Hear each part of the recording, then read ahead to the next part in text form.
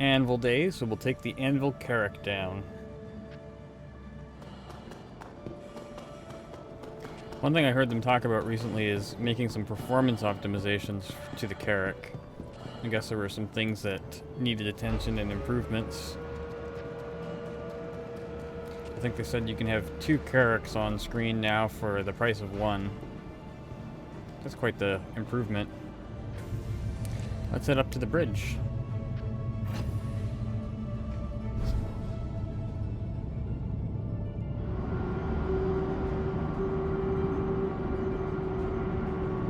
Takeoff complete.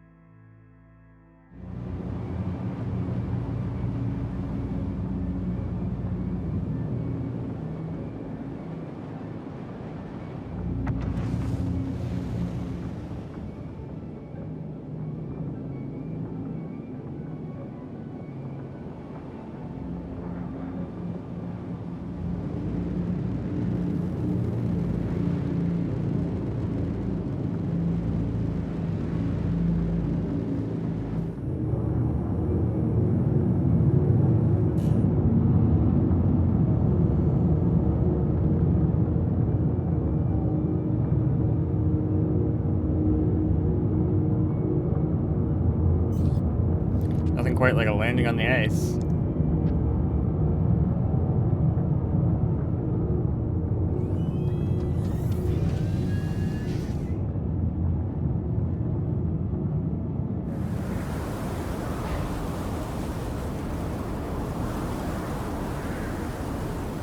There's a star lifter there. Pretty close in size to the Carrick.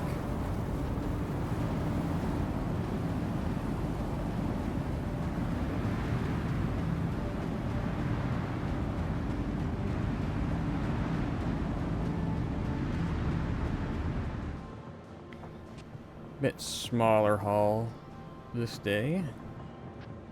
Only 1 sub hull.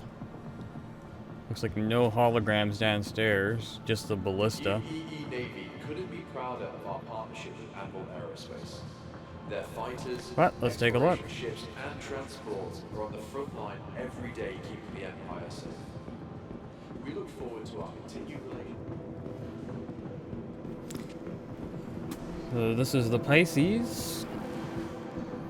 This is a little shuttlecraft that's meant to go inside the Carrick.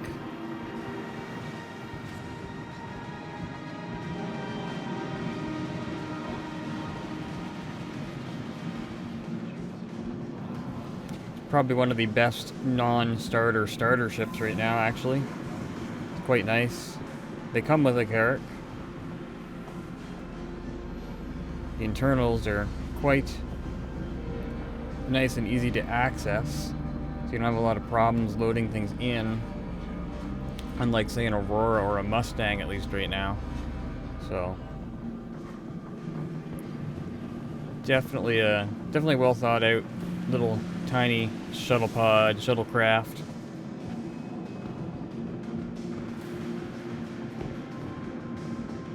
Navy flight training will provide the necessary training for a variety of jobs in the private sector. And over here we have the Anvil Aero. Naval pilots receive This is a light fighter. Comes with that bespoke turret mount that mounts 2 size 1s on the top, and it has 2 sides 3 hard points on the wings. It only has 1 small shield generator, so it's pretty much a glass cannon in sort of sense, but it's very maneuverable and is very in the meta right now because of the way that hit registration and desync works, and not to mention its natural agility. It's also very compact, and you can fit it into places and in numbers in certain ships that you aren't able to store other fighters, so.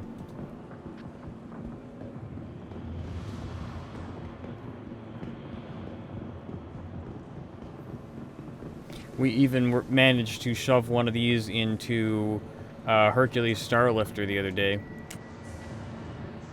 Very tight fit, but not really meant to do it. It can also fit inside the Carrick, but it's not able to do it when having the landing gear down. Because right now the wings are forced to fold up when the landing gear are down. It would fit just fine with the landing gear down if the wings didn't fold up, so hopefully they don't make folding the wings mandatory in the future.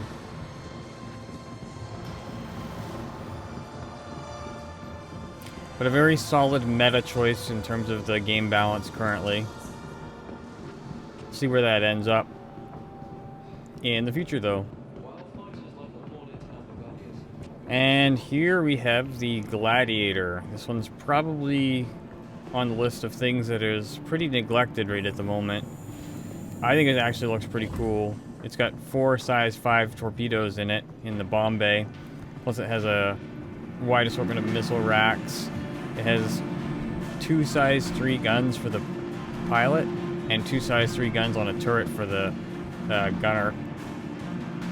But it's been a little bit overshadowed lately by some other bombers and stuff like that. And although size 5 torpedoes have been buffed recently, they are not necessarily as good as, you know, an Eclipse is loaded of 3 size 9 torpedoes. The Gladiator, in theory, should be more heavily armored, and it should be able to fill a role more close to a fighter bomber than the Eclipse does. But a lot of people, including myself, feel that it's a little bit neglected at the moment. Needs a little bit of love.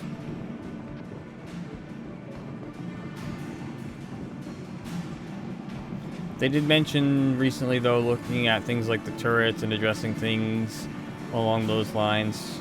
The bomb bay doors are a particular sore spot for this ship because the torpedoes are attached to the bomb bay doors and they have very little HP, so it's quite easy to take out the bomb bay doors and then lose your armament of torpedoes. But those are things they mentioned that they're going to be addressing.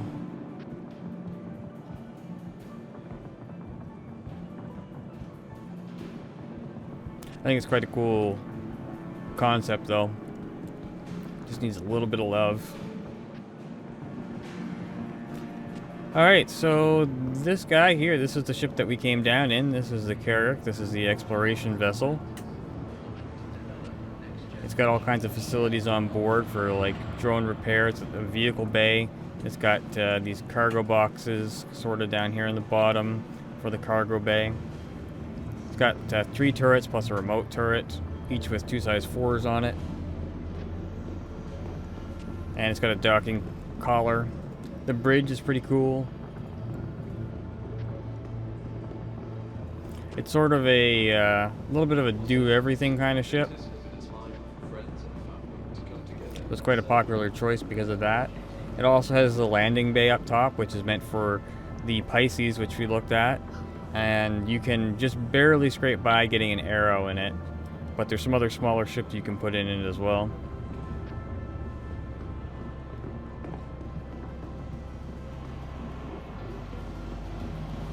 This is the Hawk.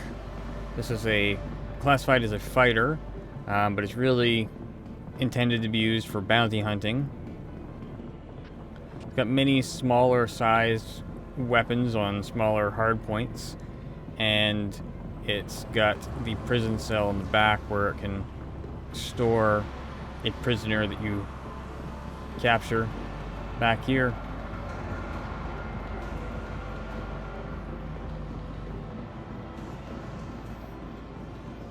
Well, it's not really meant for direct combat, but it is a sort of minimalistic bounty hunter ship.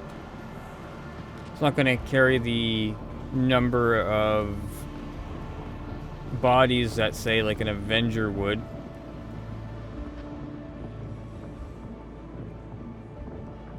But it's a little bit more of a flexible platform for bounty hunting, more specifically, whereas the Avenger series are a little bit more well-rounded.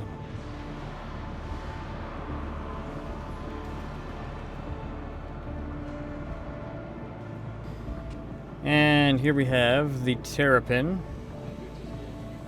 This is a ship that is supposed to be quite durable, quite a lot of armor, and it's got a scanning station on the inside. So it sort of allows it to act as a scout slash scanning slash intelligence ship. And you may think that it can be operated with 2 people. It's really meant to be operated with 1. You're meant to move out of the pilot seat and into the scanning seat when it's time to actually scan things. It's more about sort of like long-range reconnaissance. And the armor is meant to allow it to go into places that other ships normally wouldn't be able to, and be able to survive in case it does get found out.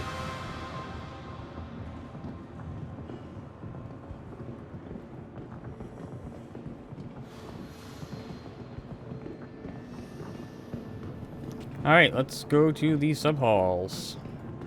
Or subhall in this case. So once again, this is the F8 Lightning. We've had a look at this a few times over the last couple of days, so I'm not going to spend too much time on it. We're just going to look at it while we go by.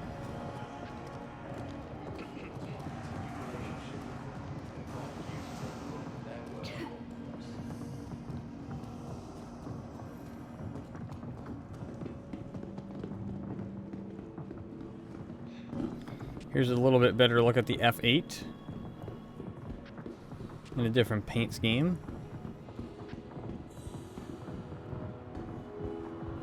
I've got quite the number of hard points on it.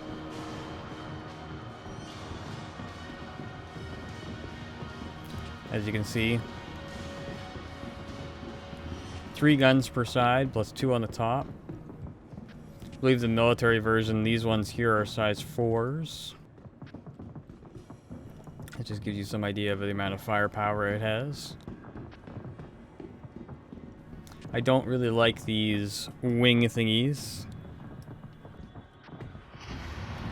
on the front of it, but it is what it is. Capone, the F8 is a heavy fighter.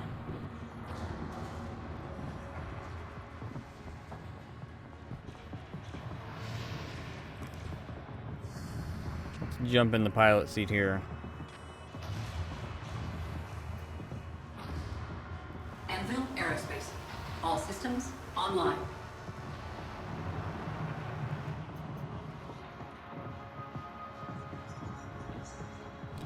Now I think they've changed this since I last looked at it.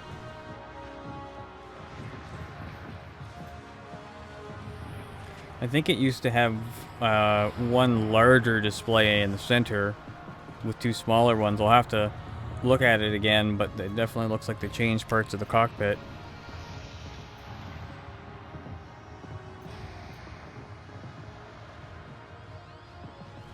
This is a ship that's not going to be normally purchasable. Even the F7, or sorry, the F8C variant, which is like the civilian one, the F8A is definitely not going to be purchasable. But they did say that completing Squadron 42 at a certain level will allow you to unlock the F8.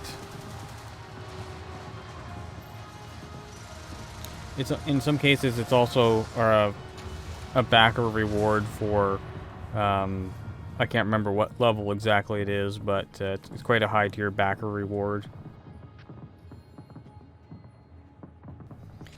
Well, the visibility is pretty nice in the cockpit. We can't see what any of the MFDs look like.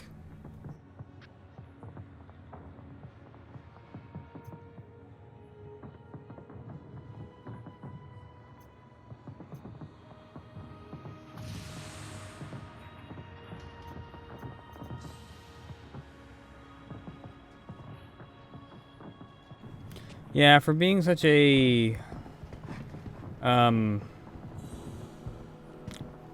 I'm not sure what the right word for it is, but for being such a caliber of fighter, and in terms of its actual performance and notoriety within the lore, I don't actually think it's all that great looking. I really don't like these front, whatever you want to call them, parts on the front, the mandible looking things. I think it would probably look a lot better without them. Just have a much nicer profile to it.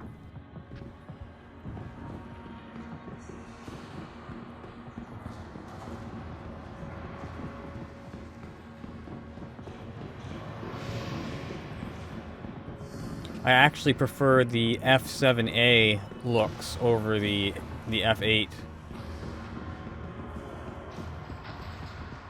You can see there it looks like it has triple engines.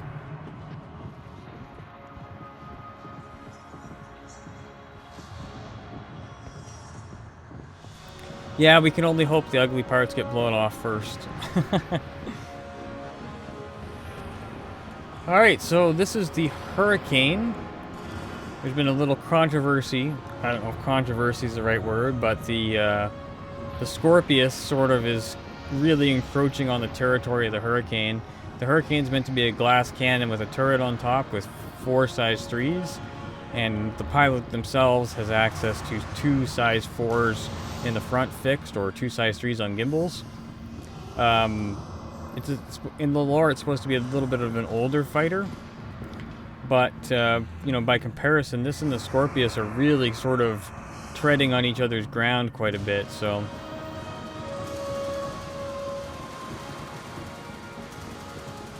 it's quite a nice looking ship. I do wish that they would have put the size 4s in this little wing bend / cowling area here.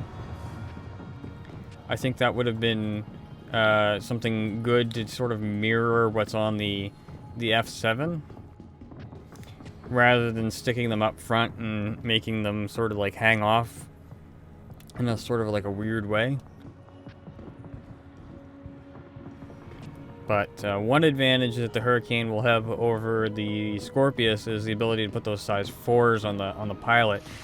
Now, I don't know what weapons are going to look like in the future, but right now, if you wanted to have a distortion scatter gun, you're not going to be able to put a distortion scatter gun on the Scorpius, but you would be able to mount them here on the Hurricane. You can also mount things like the Combine explosive cannon. Again, you won't be able to put that on the Scorpius, so there's a bit of overlap between those two ships. So we'll see where that ends up. You might have a convergence problem, but it's not really an issue since they changed how fixed weapons work.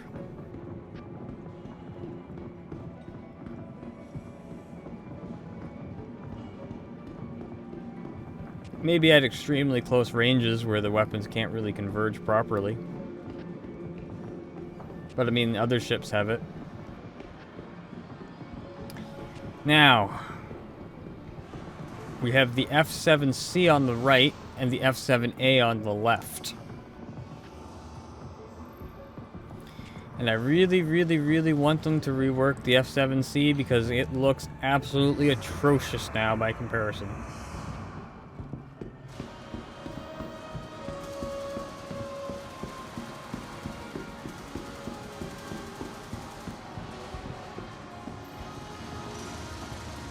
It also has issues with clipping.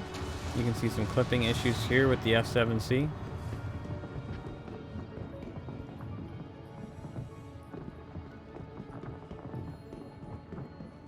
The A is a medium fighter. They are almost identical in terms of their role, except that the A is newer in lore, and it's the military version, and I think all of the hard points are 1 size up. So for the F7C, it has size 3s on the wings. You can see the Mantis Gatlings there. And on the F7A, these are Revenant Gatlings.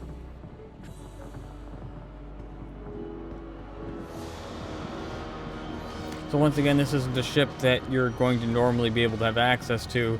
It's only something that the Navy has access to. But the lines on this thing are just so much better. It still has the same Anvil style. I think it has a much better style than the F8 personally, as well. The canard mount is much nicer. It's much sleeker. Even the ball turret is much better.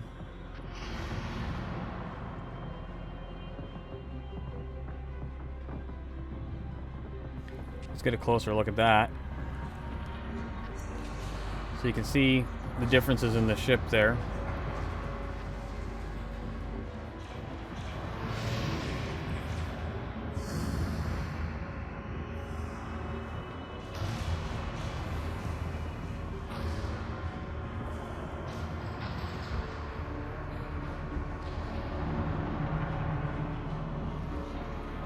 Yeah, it's a very nice looking ship.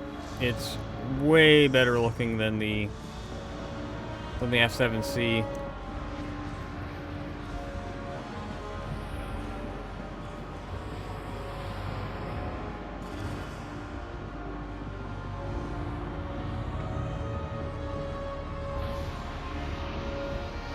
But the Hornet really needs the Hornet's getting old again too, and it kind of needs another look at it.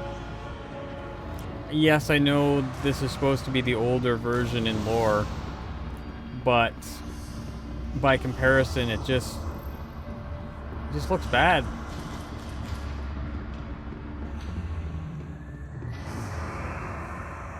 Plus, the model's got a number of issues.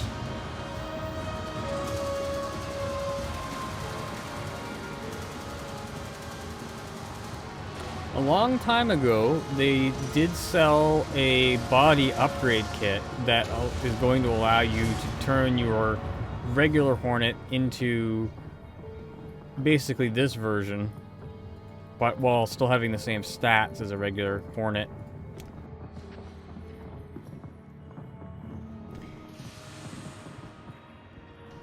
Yeah, even the way the landing gear work, just coming out of the body like they do.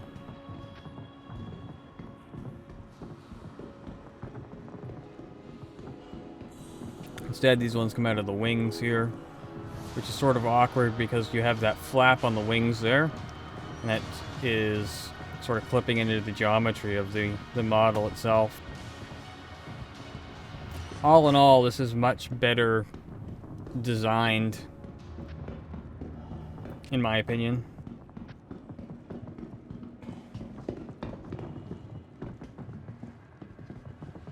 Don't think we're able to get in this one.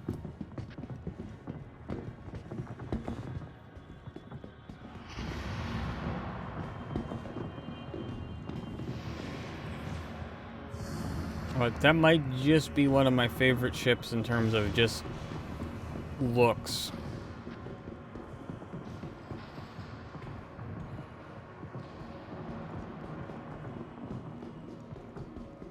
It looks modern, it looks sleek, it looks aggressive, but it also looks mean.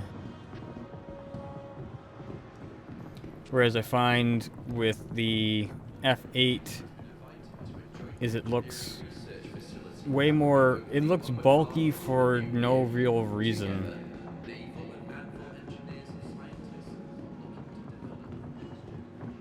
Like by comparison, these front sections here, they don't really seem to serve a purpose. Yes, they do have a thruster on them here, but you know, they're not really a wing.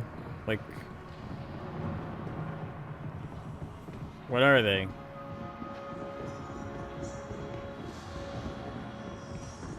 They kind of feel unnecessary, and they detract from the overall design, in my opinion. Anyway, that's a look at the F7. Here is the Valkyrie. This is the ship that I currently have access to because I have it on a loaner. The dropship. Got a turret on the ventral side with 2 size 3s, turret on the dorsal side with 2 size 3s. The pilot has a turret with 2 size 2s. There's a remote turret on each side with a single size 3, and the doors themselves have a door gun that you can deploy from the door that are size 1s. And it's meant to act as a dropship. It can carry a small ground vehicle or two.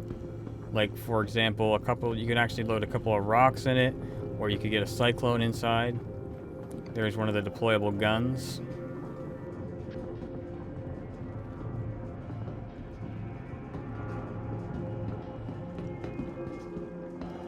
Not a whole lot of use for dropships currently, but it is still a pretty nice ship for hauling vehicles around. And a little bit of cargo.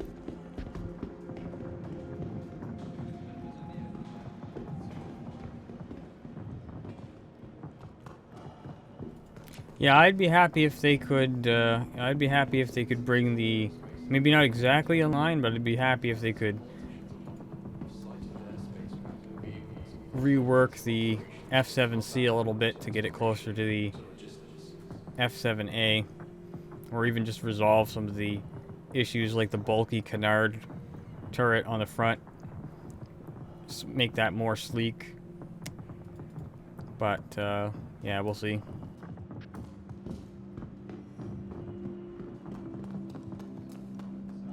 I don't even care that the F7's not as good as the F8 on paper.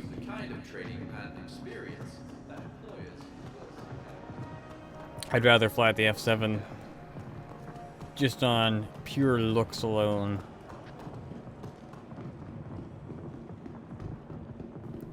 Alright, so there's only one more thing to take a look at here.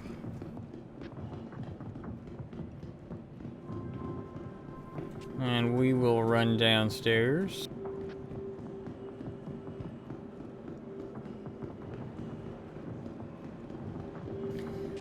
We will head downstairs and have a look at the Ballista.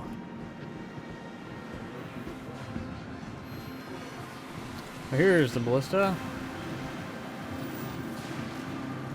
Mobile weapons platform. It's got multiple size 5 and size 7 missiles / torpedoes. It's got a turret with dual size 2s on it. Need a bit of a larger vehicle to be able to hold the Ballista. But yeah, there's no holograms available today.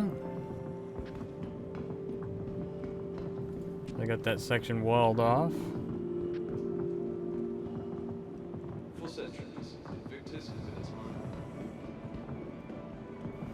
Alright, so that's all there is to see on Anvil Day. But we'll keep checking out Invictus when they change over the days again.